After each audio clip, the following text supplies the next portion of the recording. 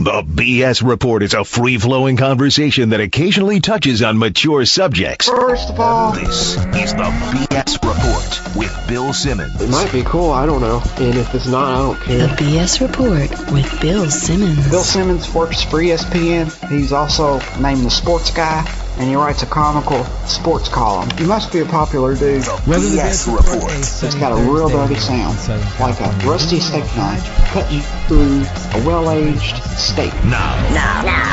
Here's Bill Simmons.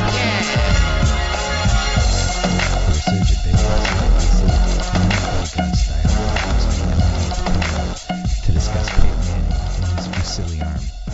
But first, Grantland's own Bill Barnwell, the hardest working man in show business. What's happening? Well, I'm happy to be in my usual role here, a role I've been following most of my life of following up Arnold Schwarzenegger appearances in places. So, I know, it keeps happening. Commonplace for me. Yeah, it keeps happening. I don't understand it. So, Peyton Manning comes to New England this weekend. He does.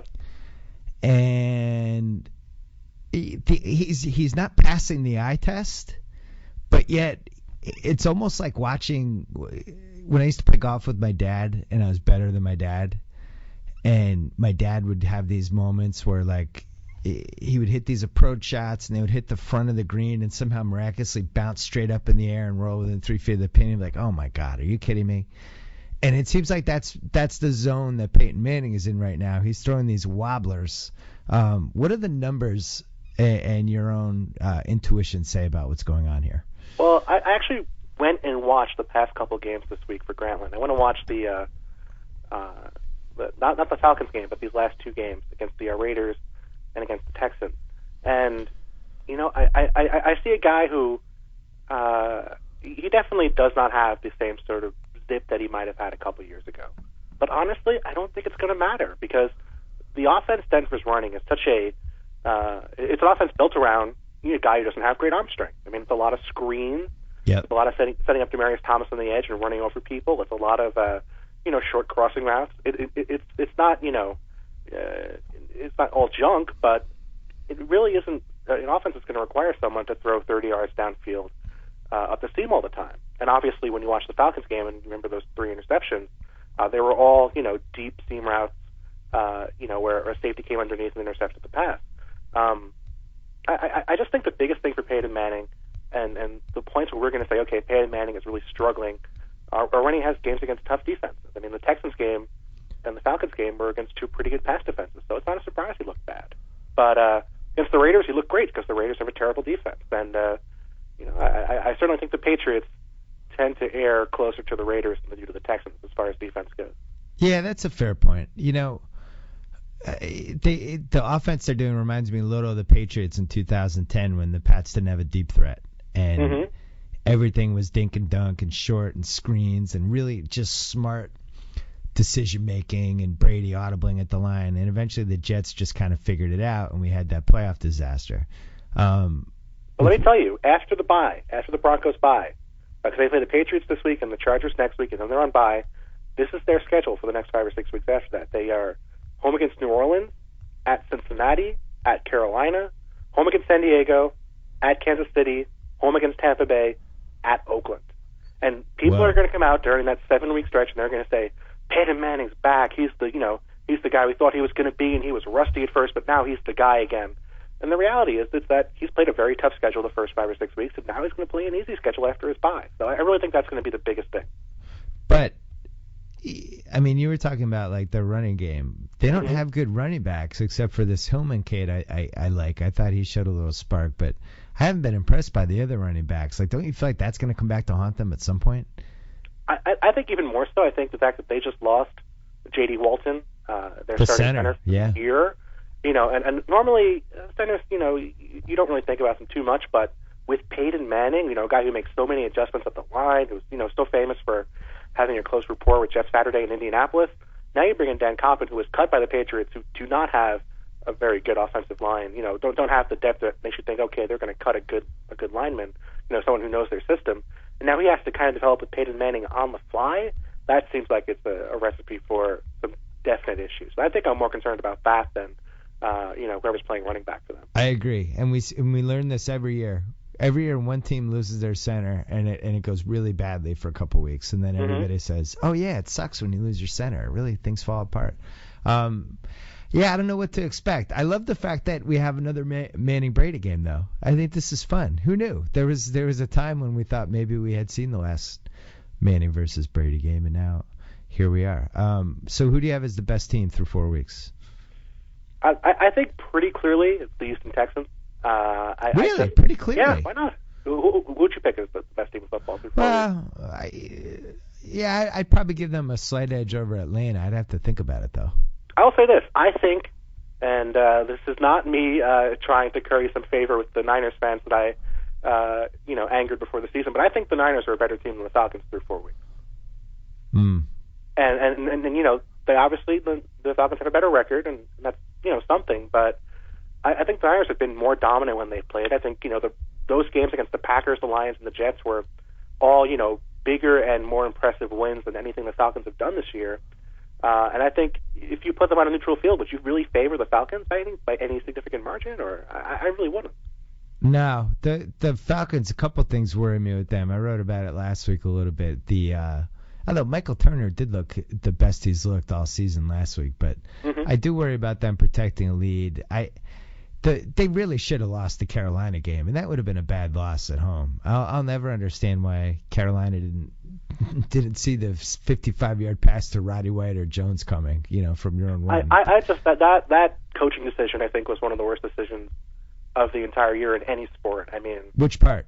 Ron Rivera not going for it with a yard to go with Cam Newton and $50 million of running backs in his backfield to win the game on fourth down. Yeah, you know what? Well, here's the thing. So I think this depends on the team. If you're the Patriots and you really need to win and you're a contender and it makes you think you can punt it inside the team's 5 and you're at home, whatever, that makes sense to me. When you're Carolina, you're not really a playoff team anyway. You have a chance to beat Atlanta on the road and just get 1 yard. Like if you get that yard, that has the chance to change your season. You basically put your balls on the table and you said, we did this. We had a chance to be wusses and we weren't, and we grabbed the yard and we won. And instead they did the opposite, which I just think if you're going nowhere anyway, why not take a chance? Right, and it really is one of those things where you have to consider what your team's good at. Carolina, their entire organization is built around running the ball effectively between the tackles, with Cam Newton, with their running backs, with that offensive line. And certainly if there's any weak parts of their team, we saw it's their secondary, and especially their secondary on deep passes. Yep. So how do you not play to your team's strengths and have enough faith in your offense, in your power running game when they're, I think, 21 of 24 on 3rd and 1 and 4th and 1 the past, since Cam Newton got there, to get a yard? It was so infuriating to me. It just, that's a fireable offense to me, to be honest. You mentioned the Niners. We're at the stage of the season now where you can kind of look and you do the rock, paper, scissors thing, and Denver loses to Atlanta and Houston.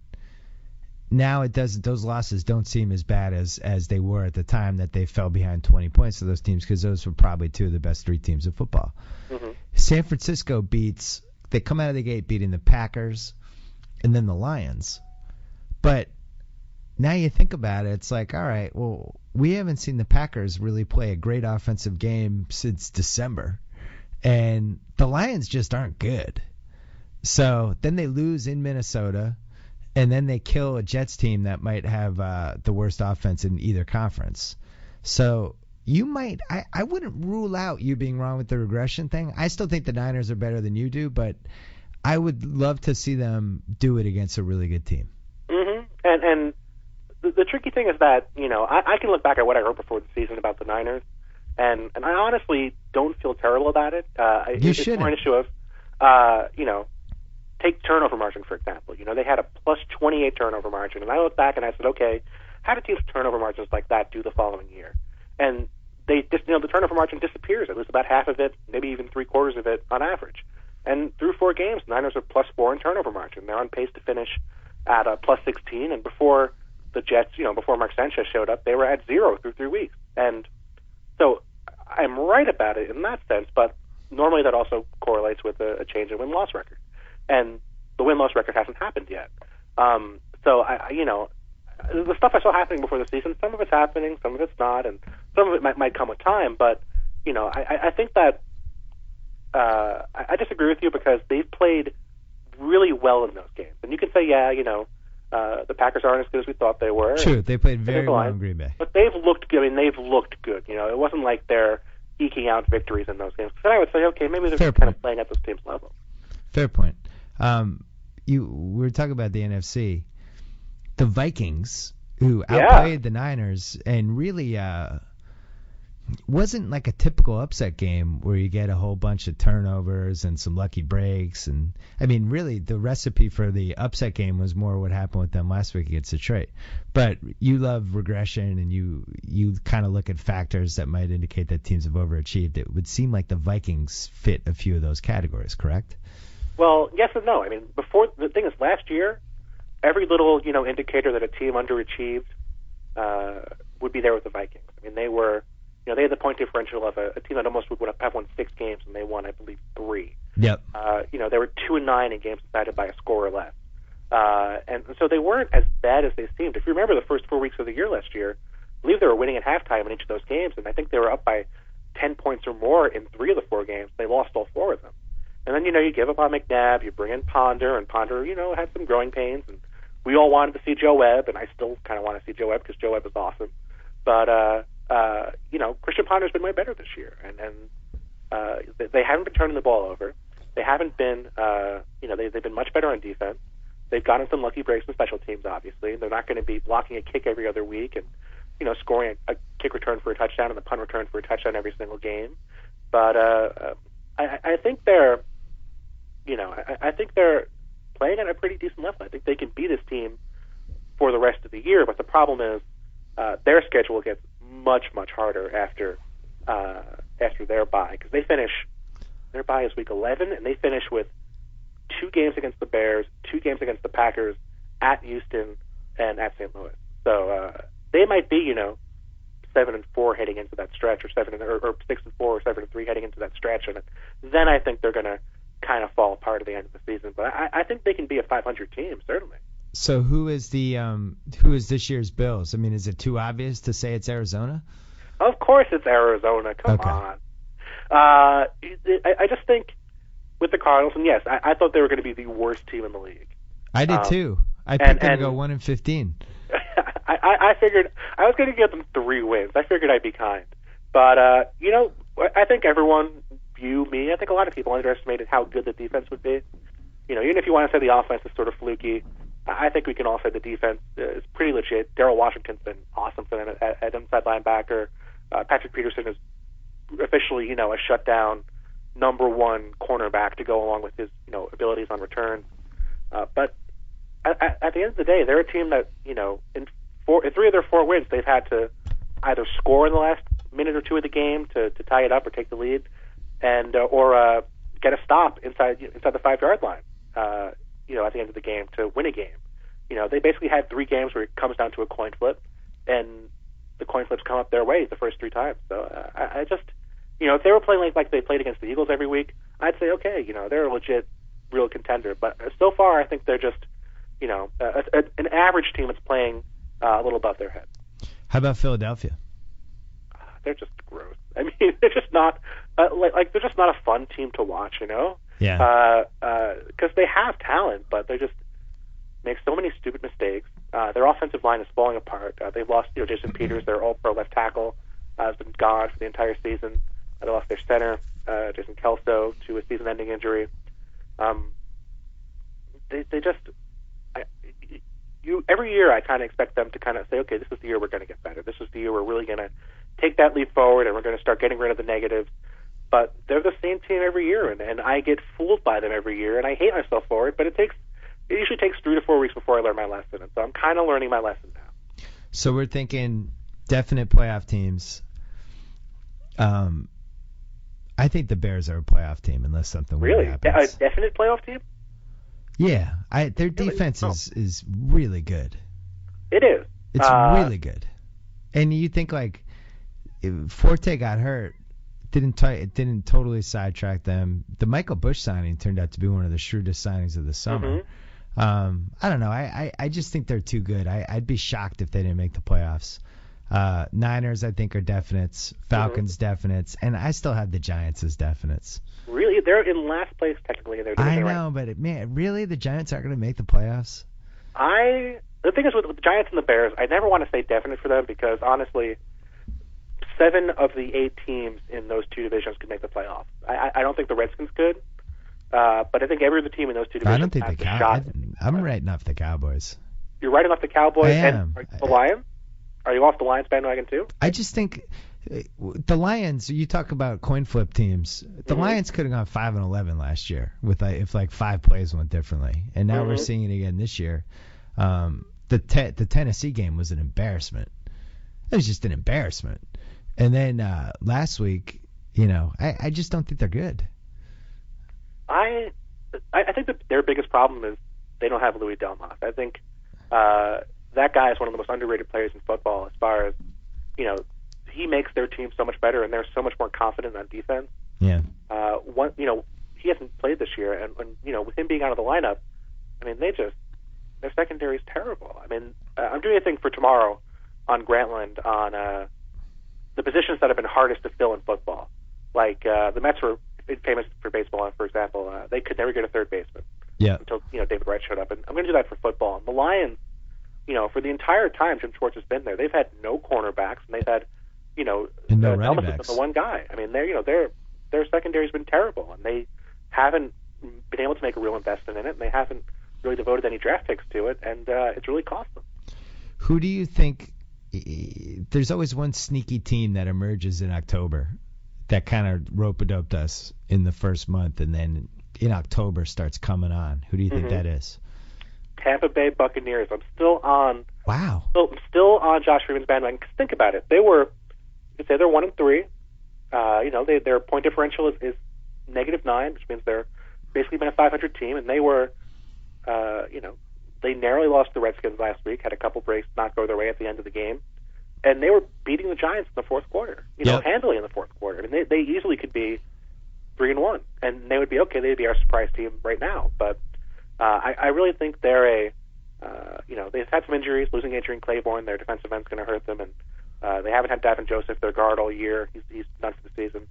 So they haven't been quite as good up front as you might have hoped, but I just think they're a team that they had a lot of players come in free agency, and I think those guys are really going to start melding together, and becoming better parts of the team as the season goes along. I just think, maybe not 11-5, maybe not 10-6, but I think they're going to have a pretty good next few weeks. I think they really are an underrated team. And the Indianapolis, Miami, any of these teams that we might be sleeping on a little bit? I don't know. I wanted to play the Colts before the season, but they're 1-2, and their one win was pretty fluky, to be honest, as far as the amount of comebacks. I would say really fluky. Yeah, I mean it was pretty weak. 2 20-yard passes and a field goal basically in 20 seconds. Mm-hmm. But their division is terrible. I mean, they get 4 games against the Jaguars and the Titans, and I think those might end up being, at this point, 2 of the 3 worst teams in football. I was looking at them this week at home against the Pack, coming off a bye week, trying to figure out could this be a situation where they just ruin about 1 million teases and parlays and suicide pools, and all of a sudden, get some momentum, and then we remember they're in this bad division. But doesn't it feel like it's going to be closer than it should be? Totally. But I do believe in this NFC versus AFC thing. Mm-hmm. I think it's now the NFC teams are now 13-4. That's right. Crazy. Yeah, that's like a legit number. And you could argue there were a couple, like the Pats-Cardinals game could have gone the other way, but for the most part, it's been pretty dominant. And I think the San Francisco Jets game last Sunday was a pretty good indicator. You had a Jets team that was like a fringe playoff team going into that game, and you had a Niners team that was maybe not even the best team in the conference, and they just annihilated them. Mm-hmm. So the other thing, it does seem like now that the real refs are back, I mean, what do we make of the first 3 weeks now? Maybe it's almost like the season started last week. I don't know. Maybe you want to treat them as like strike weeks for some players. Maybe that's the case. I don't know. I can't think of, maybe you would know better than I would, but I can't think of a situation where it felt like the legitimacy of the game was more affected without using replacement players than. It was 87 when we had the replacement players. That was the last time that it was that messed up. And you look at what happened last week, all the quarterbacks were suddenly good again last week. And that might have just been a total coincidence, or maybe that was a case of the games being called differently. I don't know. We'll see. Yeah, we'll see. So you got your life back together in Boston? Yeah. I got, TV set up, and I have Sunday ticket, which is very exciting. Very much missed it last year. So it's nice to be able to, watch Hail Marys happening on 2 TVs at once. That's really a part of my life that I missed dramatically. And I know you missed the media scene and sports radio and people bitching about the Red Sox. It must be nice to be back. Oh, it's wonderful because there's nothing else happening besides the Patriots right now and the terrifying collapse of the Red Sox. So it's been I think people miss hockey here more than anything else. I agree. I miss hockey. When's hockey coming back? My daughter's been asking me every day if they settled, which I think is funny because she's 7. Understanding labor politics. Bill Barnwell, good job this year on Grantland.com. We read you every day. America loves you. We will have you on soon. Talk to you later. To you soon, Bill. All right. Now we're going to Washington, D.C., bringing in my buddy House. House, baseball frenzy. What's happening? Holy mackerel. Natitude. So you are Team Nats. It's Team Nats, and all of DC's got the natitude. Give me the breakdown of Orioles fans versus Nats fans in the D.C., Maryland area. There are, well, wait a minute. What do you mean by breakdown? Well, just in D.C., I'm sure it's all Nationals, but you have, then it extends into Maryland and Virginia. Like who, if there was a popular vote, who wins? I'm old enough to have lots of friends who, like me, grew up in this area with the only Major League Baseball team being the Baltimore Orioles. Yeah. And a lot of those friends of mine, my peer groups, people in my peer group, have not sworn off the Orioles the way that I did. Yeah. So a lot of people, did you see some O's hats? There was O's hats at the Nats game yesterday afternoon. There's still kind of an appreciation for Baltimore. One big thing is that as the Nats really became ensconced in the D.C. scene here, the Washington Post stopped altogether kind of running Orioles news items. So, it feels less and less like the D.C. area proper. There's a lot of people that appreciate the Orioles, at least in my kind of life experience, but it's like, 5-1 folks rooting for the Nats. The Nats are still are the team that people are actively sort of rooting for and following as opposed to the Orioles. And now they have a better chance because the Red Sox couldn't win that one Yankee game. They just kept rolling over and rolling over and rolling over. Although as I tweeted, I was very excited the Red Sox ended up with 69 wins. I thought it was a very, very fitting number for the season. Yes, for a lot of different reasons. But so the Orioles Rangers. It's tough. You did not want to see the Orioles in the wild. I mean, the Rangers in the wild card. You did because you don't like the Orioles, but I'm indifferent about the Orioles. They might as well be the Cleveland Indians to me. You can't be indifferent. That was your team for 30 years. I know. I'm not indifferent. It hurts a little. I'll confess, it hurts a little. When I was watching the Yankee series and seeing the stadium. Camden up there, packed with the folks in the orange and white. There was a tinge. I will confess, because I went to those playoff games in '96 and '97. Yeah. And it was amazing. And I can't wait to go. This is the thing that I'm most excited about. 15 years of being in a playoff desert where there's no baseball playoffs in my life. I had to try and live vicariously rooting against the Yankees. They're rooting for the Red Sox, but that's not, the Red Sox, I don't really care about the Red Sox. Having my team, though, in the mix, that's exciting. Who are you playing in round one? The winner of the wild card, so either St. Louis or Atlanta. Oh, so you want Atlanta. I think we prefer Atlanta. I had this discussion with a buddy of mine yesterday. I just feel like St. Louis's lineup, their batting lineup is a little more intimidating, and St. Louis kind of beat our butt last weekend. They're like the veteran. They're like the veteran boxer that knows all the tricks. You never want to play that team. I think that's right. You want to go against the city that has the tortured sports history of Atlanta. I just want to do a quick rant, though, on this whole second wild card thing and the traveling. And honest to God, there was a small part of me that hoped that the Nats would finish with the second best record in the National League, so that we would know that we were playing the Giants and could already start preparing for that. You can't start preparing for any of this until Friday night. That's so dumb. It's so weird. And we have to go play 2 games at wherever. How does that make any sense at all? Well, you know what? I've mentioned this idea before. This is one of my favorite ideas. They should have the number 1 seed should get to pick who they play. Oh. That's the move. They can pick that. 2, 3, or 4. Whatever. Oh. You can go against the 2 seed if you want. It seems like that would be a disadvantage, though. Whoever you pick is going to be so fired up to come kick your butt. Good. How about this? You can pass on the pick. That would be another part of the condition.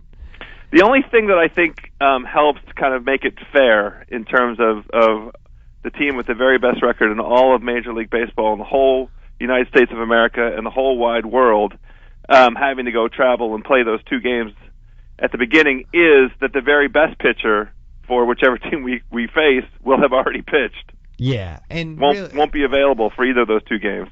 And really, it should go a little further. If you get the number 1 seed, you should also get 4 of the first 5 at home. I really strongly believe that. I'm fine with that, honestly. That's how it should go. And especially in baseball, where I don't know, you have to get one of your stats guys to prove up whether or not there's a demonstrable home field advantage come playoff time. Well, we talked about this in hockey too. Hockey's the sport where in the first round, if you're the number 1 seed, it should go 2-2-3. You should get the last 3 at home. And if the 8 seed can kick your ass, and somehow win, even though they only have 2 out of the 7 games at home, then they deserve to win the series. But by the way, we should talk about that for a quick second. Go ahead. You share Cap season tickets, right? Yes. I am a King season ticket holder, year 2. Yeah. Not the worst thing in the world to not have to pay for these preseason games in the first 2 months of the season, right? Hey, guys, take your time. Take your time. Take your time, everybody. Look, if you want to give me a call around Christmas, that's okay. Yeah, I'll come out around Christmas. It's a good time for hockey. It's cold. Come back for New Year's. We'll be ready. That's right. How about this? Kick the season off with that neat outdoor game. I'll watch it, and then I'll start going to my games. Sounds good. Yeah. I mean, is there any sport that would be better for the 55-game season than hockey? Yeah, seriously. Even in basket, I mean, we loved it last year in basketball. It's even better for hockey. It is better for hockey. I hope that's how it plays out. My fear is that everybody involved is so stupid that it could just end up being a disaster. I think it's going to go the other way. I think they're all going to start missing money because too many of the teams count on the gate to make money. Oh, yeah. Well, that's also the reason why they're having the lockout. They have this 50-50 split basically, but the owners don't get TV money. So they have to get a better split. They need to work on that. That's among the owners. That's revenue sharing that they need to work out. Well, it's not even revenue sharing. They don't come get out TV of the players' money. Pockets. The players make too much money. I don't know. What do you mean you don't know? Are the players in charge of the TV deal? They cut a terrible TV deal. Well, that's on Bettman because I know for a fact ESPN offered them more money. And that was like a whole weird. So why do the owners have to pick the player's pocket to make up for the fact that their commissioner cut a bad TV deal? I have an idea. The NBC Sports Network, which now shows motocross every night, they should throw in some extra cash to bring hockey back. Because I don't know what the hell else shows on that channel. What is on that channel? You're asking the wrong brother. I have no idea. But it's outrageous. Enough about hockey. Who cares? Well, I care a little bit. My daughter's badgering me about when they come back. She wanted to see the banner get raised. The whole you thing. Created that. That's your monster. The Kings were going to be good this year. They still might be. Anyway, all right, back to the baseball playoffs. So you got the Nats against probably, I'm guessing, the Cardinals because in a one-game playoff, the Cards probably sneak that one out. I don't know. The Braves have Chris Medlin pitching, and they've won the previous 22 games that he started, so that's kind of a good record. I like that guy's odds. Maybe Sal and I will accept offers from both franchises for us to bet on the team they want us to cool. You make us your offer, and we'll. I don't want to have anything to do with it because I'm sure that whichever way I pick will be bad for my home team. I got to stay out of it. Leave that jinx alone. So then, I've been jinxing. My jinx is I bet against the Redskins every week. It's worked twice so far. So the Orioles win. Then can they play the Yankees, or did they change that rule, or they didn't? No, they do. They play the Yankees if they win. Oh, that's great. I always hated that rule. The wild card should play the team in its own division, and that was always stupid that they had it that way. Yeah. So that would be. I don't think I'm wrong about that. I'm 96% sure that the Orioles will play the Yankees if the Orioles win. Oh, I really want the Orioles to win. I think that would be such a fun series. It'll either be the Orioles or Texas that plays the Yankees. Oh, and all the Yankee fans want the Orioles. Oh, my God. I am with you. Just as a baseball fan and somebody who roots for an AL East team, it was awesome to see Camden filled up. Yeah. What a cool stadium. And I know. For the last 10 years, it's just been the Red Sox play there, and there's nobody there except Red Sox fans. I know. It's terrible. It's pretty neat. I hope Baltimore owns it. I want to see a different Wire character throw out the first pitch every game. This week, Omar! And then they just do the thing. Yeah. It'd be good. We got NBA. We're 3 weeks away. Oh, my God. You are going to come out here, and we're going to do the over-under pod. I can't wait. What were you really looking forward to? The food. Oh, we got to figure that out. We're going to do a meal. We're going to do at least one meal, maybe two. We are going to try to find whatever the biggest steak or burger is, and oh no, we're going to do one of those things. A big one of those. I still haven't tried the Strasburger here in Washington. I don't know if they weren't offering it at every game.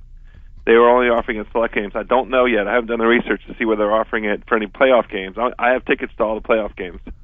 The Strasburger? I might try. It's an 8-pound burger. I'll forward you the link. It's 8 pounds. That's like a pound an inning. That's not for one person. It's for a group eating. Yeah, I was gonna say I can't imagine you eating a burger that's more than 1.5 pounds. No, I wouldn't. I wouldn't try it.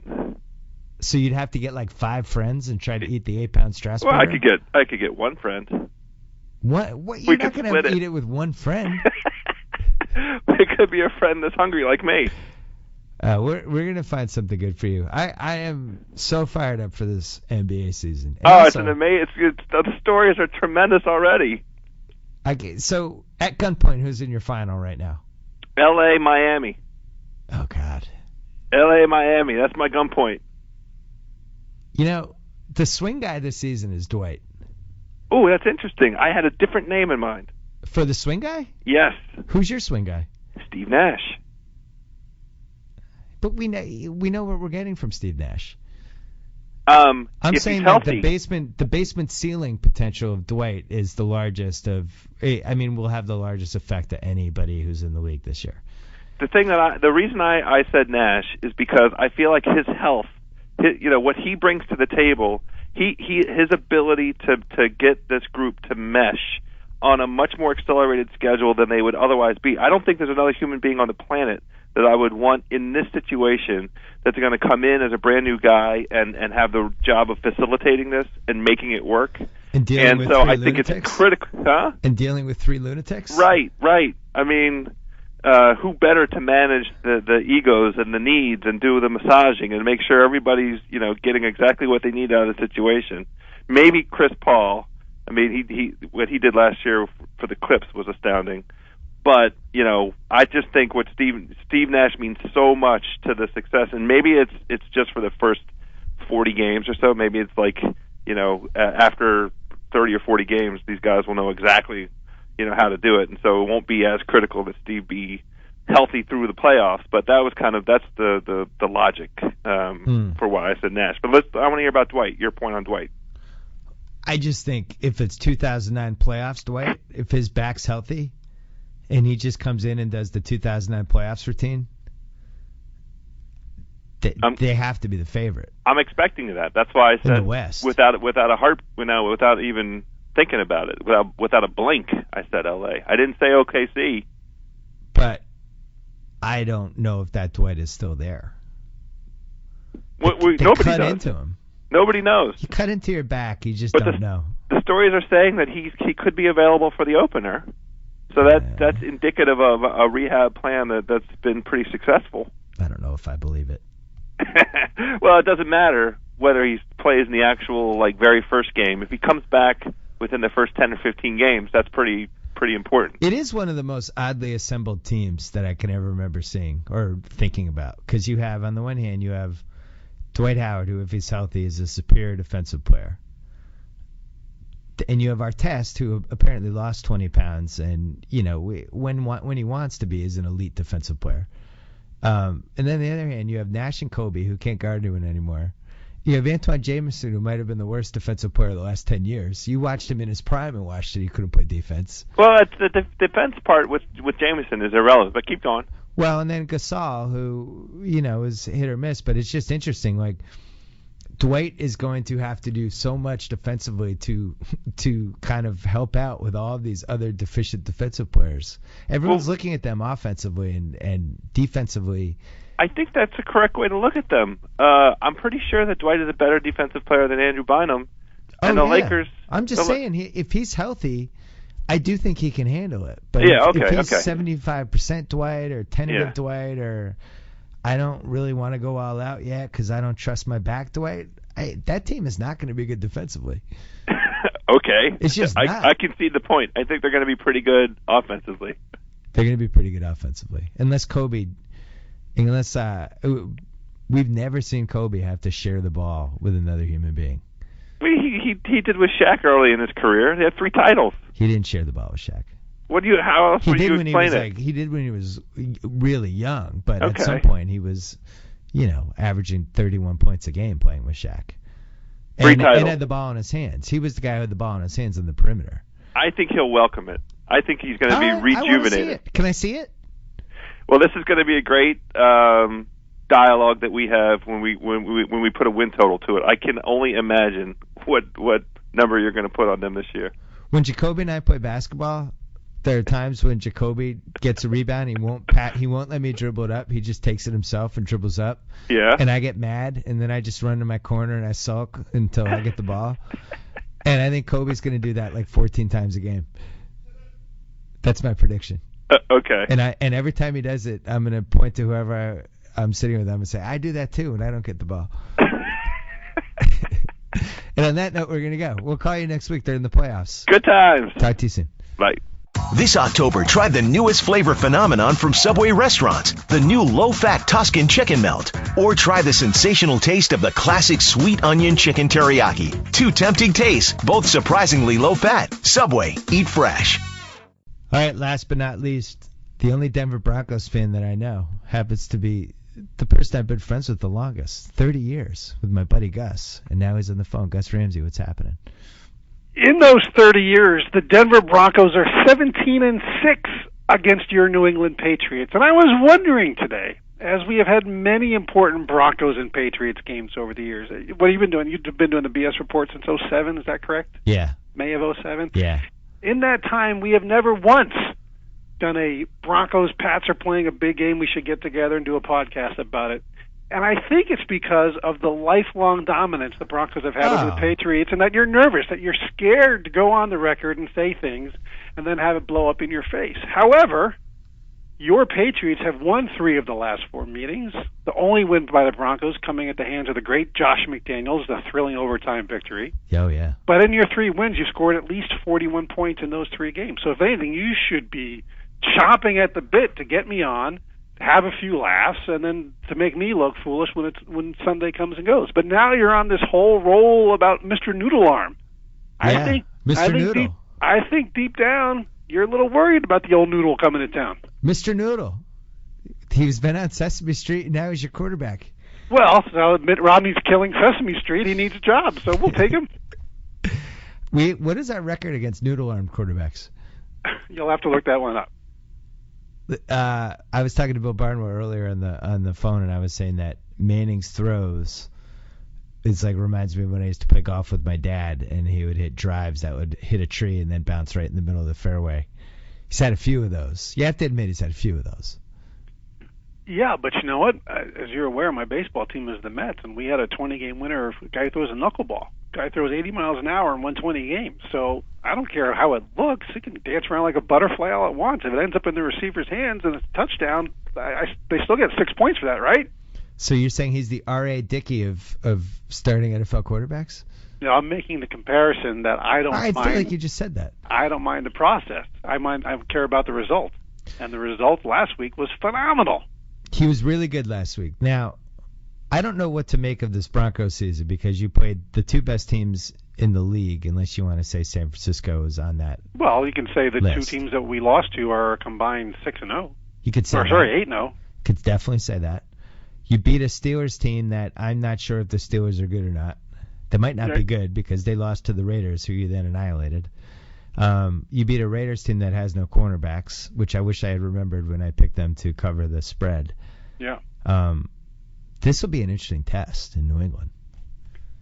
I think it's a very interesting test. I will say that I'm still terrified of our linebacking core's ability to cover tight ends, which obviously we didn't do last year. Yes. DJ Williams is still serving his suspension, so he's not there.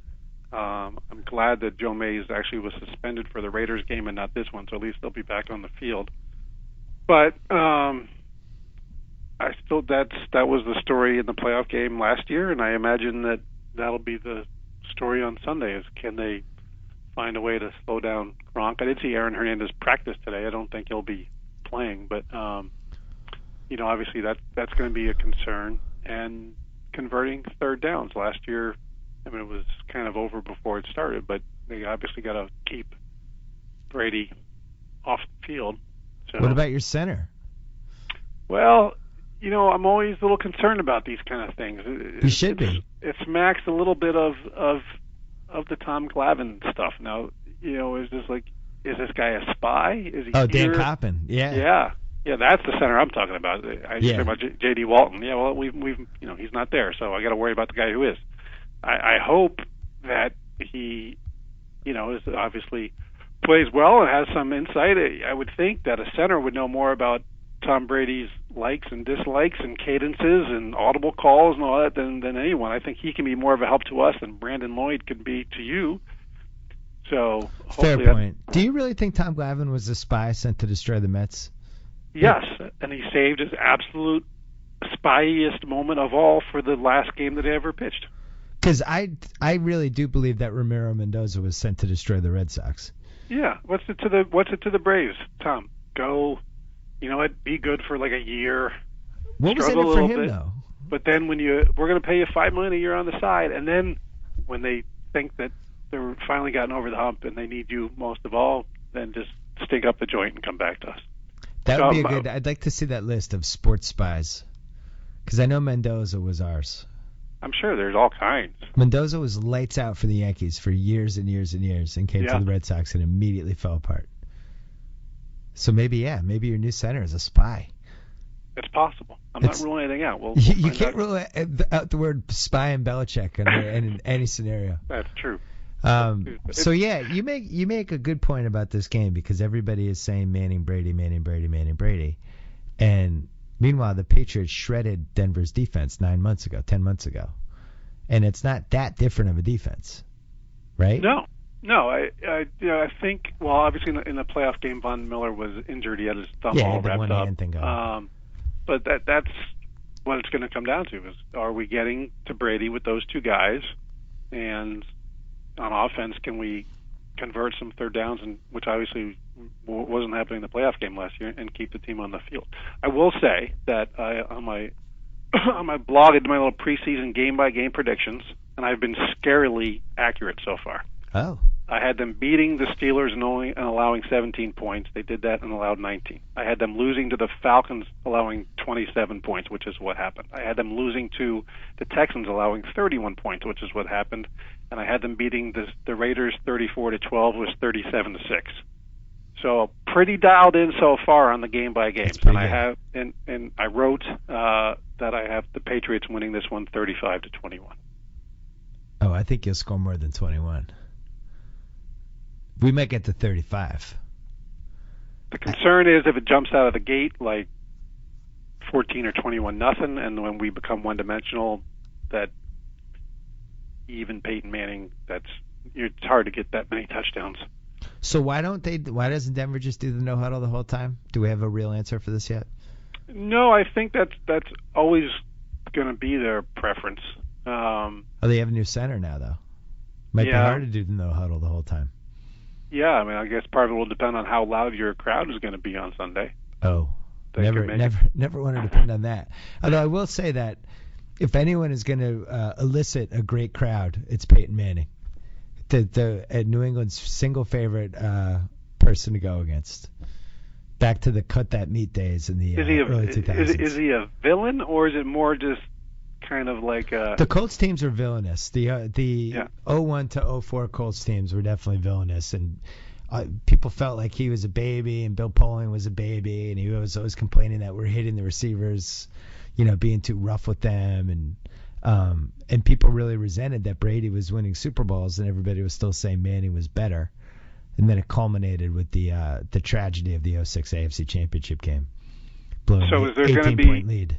Is there going to be vitriol in this crowd, or is it kind of like I as a Mets fan came to appreciate Chipper Jones after a while, and yes, I didn't care for him. It's going to be vitriol. All right. Not vitriol like Ralph Sampson coming back after punching Jerry Sichting. Yep. But I think people are excited to continue to root against Peyton Manning, would be my guess. Okay, one of my favorite things that you and I have ever talked about is how scared you used to be of Terrell Davis. Yeah. You used to just be terrified of playing us, and he was the guy that on a scale of 1 to 10 was a 13 for the fear factor. So let's start with Peyton himself, the noodle arm. How scared are you of the noodle arm? I'm not scared of the noodle arm. I'm scared of the fact that he'll throw it into 3 guys and somehow it'll miraculously bounce off somebody's fingertip and go right to Eric Decker. That's the wrong Manning. That's Eli who does that.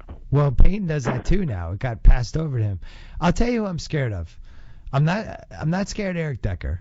All right. I have heard that you've been disparaging Eric Decker and Willis McGahee on various podcasts, so we'll get to that. But all right, so you're not scared of Decker. Yeah, I think Willis McGahee is like a platoon running back at this point. No active running back has more 100-yard games than him, by the way. Go ahead. I know. I just felt like he wore down last season. Remember, I jumped on the bandwagon last season for Tebow. That wasn't cleared, by the way. That was an unauthorized jumping. I didn't say it was cleared. I'm just saying I enjoyed the Tebow thing. Became one of those you had to pick a side, and I chose to pick God and Tebow. Okay. I'm scared of Thomas. I think he could really hurt us. And I'm scared of the tight end. I think he could really hurt us. Which one, Tammy or Tammy? Okay. And I'm scared of the shifty third down back. Hellman? Yeah. Yeah, who's finally supplanted Sean. Scared of Von Miller, obviously. Yeah. Always scared of Champ Bailey, who's just, you think of Champ Bailey, you think of him scoring the touchdown that wasn't actually a touchdown. Yep. That Ben Watson made would have been the greatest play in the history of football, and yet they decided that it somehow crossed the plane when it didn't. But yeah, I'm always going to be scared of Champ Bailey. So that's it. That's my list. It was Doomerville last year who got that shot on Brady in the regular season game, right? Blindsided him. Yep. That for a minute, every Patriot fan thought their heart was coming out of Pollard their throat. too, yeah. Yeah, but he bounced right up because sometimes when you get it from the blind side like that, you don't even know. Well, the worst one, nobody even talked about this week, but one of the Bills cheap shotted Brady from the side, and it was just a classic, like Brady coming from Brady's left, dove at his knees. I don't even know if the guy got suspended. But Brady wears this giant knee brace, so it's like almost impossible. Oh, I'm going to knock on wood. Hear me? I'm knocking on wood. It's very, very hard. It would be more difficult for Brady to blow out his knee with the brace that he wears. But yeah, every time anybody goes near Brady's knees or he's in a heap, it's a heart attack because you get flashbacks. I don't even like hearing Dan Dierdorf announce games. He was announcing in the faithful Bernard Pollard game. What about the Patriots season thus far has been most concerning for you? You can just pick the Patriots apart. If you have somebody who can throw those 10 yards just accurately, anything within 10, 12 yards, you can pick us apart. That's what Fitzpatrick was doing last week, and then the Pats finally, it took him a half to realize that he can't throw deep, and they moved everybody up. They changed the game. With Manning, if he can beat them deep and opens up the middle of the field, he'll be able to throw the whole game. But the question is, can he beat deep? What kind of pass rush have you guys been generating? Good pass rush. Chandler Jones has been fantastic. And actually, Vince Wilfork, who's in better shape this year, has been great. Those have been the two best guys in the defense. Yeah, I'm sure Manning will go after McCourty the entire game. Whoever McCourty is covering, he'll try to pick on. And I'm sure they'll try to do the thing where they control the ball at the no huddle, but take 40 seconds between plays and try to keep our offense off the field. Like, I know that's coming. And is Gostkowski a bit of a head case now, or are you okay with him? He's fine. They've had to keep him in the block a lot because the line has been so shaky this year. No, not Gronkowski. Gostkowski. Your kicker. Oh, God, the kicker. He's missed 3 of his last 4 attempts. Yeah, he's super shaky. I don't feel good about it. He makes me nervous now. You can pass the point of no return with relievers, goalies, and kickers. They almost have to win you back. I feel like we're there. Who makes, other than Brady and Gronkowski, who makes you nervous on the Pats? Anybody? I think McCourty reminds me a little bit of Tracy Porter, our guy, in that he's willing to gamble and go for that pick if he thinks he's sniffed out the play. And maybe 4 out of 5 times he gets beat, but the safety covers for him, or he just gets beat, period. But it's that one time that when he gets it can be a big time kind of thing. So Manning might be picking on him, but he would worry me a little bit. I don't know who your running backs are, other than I know Stephen Ridley and some other guy both ran for 100 yards last year. But we've been actually really good against the run. So I would expect that you're going to take a very similar approach you took last year, and you're going to just spread them out and try and get Gronk into spaces one-on-one with linebackers. I think we've given up a touchdown to, the guys we've played so far this year is Zach Miller, Tony Gonzalez, Owen Daniels, and Heath Miller. Those are all really good tight ends, and they've all had good games against us so far this year, and I think 2 or 3 of them scored touchdowns against us. I know Miller did, I know Gonzalez did. So that's concern 1A, 1B. I don't want to jinx it, but for whatever reason, I don't know where it came from, Brandon Bolden's been amazing. Like, remember that giant, that Andre Brown, when he in that Carolina game when he was just running crazy? Everyone's like, why does this guy play? Brandon Bolden's kind of the same way, and the Pats never ever get guys like this either at running back. They never have the guy who's like, whoa, who's this guy? Like, usually when we strike oil, it's like with Ben Jarvis Green just running 4 yards of carry and falling down. So that's going to be interesting to me if they keep that going. I don't know if that was a case of the Bills just not being able to stop the run or what's going on. But but we have to go. But before we go. Okay, for the purposes of us, I will say I will amend my official prediction, and I will say the Broncos pull off the shocker. Wow. 31-28. Yeah, you're gonna have to score 31 to do that. You're gonna have to top 30. Yeah. You? I haven't decided yet. I want to look at the numbers. I need to crunch the numbers. I need to go into my my complex and crunch all the numbers. This will be in your picks column later in the week. Tomorrow. Okay. I would be very surprised if the Pats. I just think they probably have a better team right now. So if you're gonna say how did they lose this game, it would be like one of those, like kind of like the Cardinals game where they just the crowd's dead, they don't show up. The crowd's not gonna be dead. They're gonna be fired up. Brady's gonna be fired up. It's going to be cold here, by the way, on Sunday. The temperature's going to be like 80 degrees everywhere around the New England tomorrow, and then like 55 on Sunday. So what does that do for the noodle arm? Does that what happens to noodles under 55 degrees? They don't cook. Maybe it gets nice and hard. Maybe it's better for the noodle. Yeah, I'm not sure. I'm not sure if rain is in the forecast. I will say, in all seriousness, and I just mean this as a football fan and not a Patriot fan, it's really nice to have Manning back. It's the more good players, the merrier, you know? The more players that make you, that are just interesting and entertaining and are fun to watch, the better. And, right. And he's so much fun to watch. He just is. If this was Brady versus Kyle Orton, who would care? Nobody would care. But Kyle Orton's kind of lingering again. What time he's in Dallas? He's lingering. Kyle Orton spent more time lingering than anybody in the league. Kyle Orton's making a career out of playing next to one of the most talked about quarterbacks in the league. Give us your baseball thoughts, because as one of America's last baseball fans. On the playoffs specifically? Yeah. I think the Nats are really primed to go into the series.